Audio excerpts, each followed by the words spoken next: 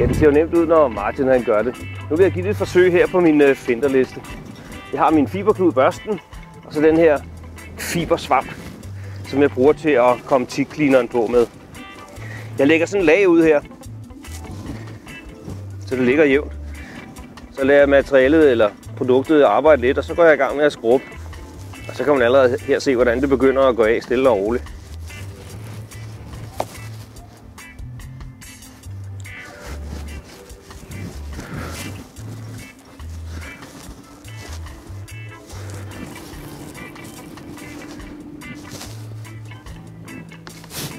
Så kører jeg lige efter med børsten en gang.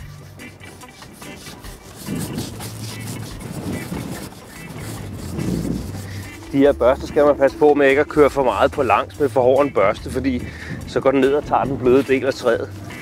Nu kan man sige, at her er det meste væk efter mange års vask, men alligevel. Så veksler jeg lidt imellem de her to. Den bliver selvfølgelig renere og renere.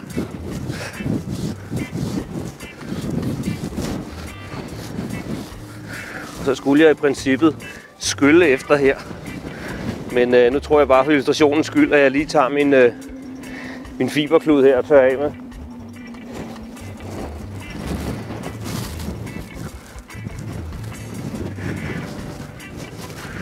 Og så nemt kommer det faktisk af.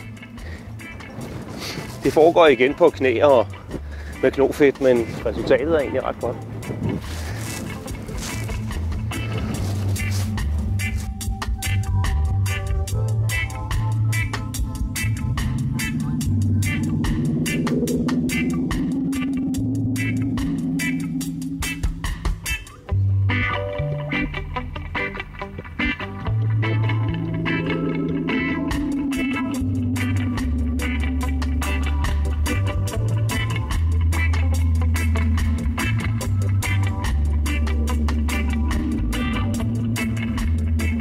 Så vil dækket skrubbet og flot ser det ud med sådan noget rent tik.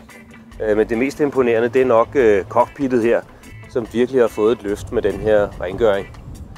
Nede under bordet her har der siddet nogle pletter i flere år, som jeg ikke har kunnet få af. Det er altså lykkedes mig at få dem af, og det er jo sådan nogle pletter, der stammer fra et eller andet olie eller sovs eller rødvin eller et eller andet, der er tabt her engang. Det er kommet af med det her tick cleaner.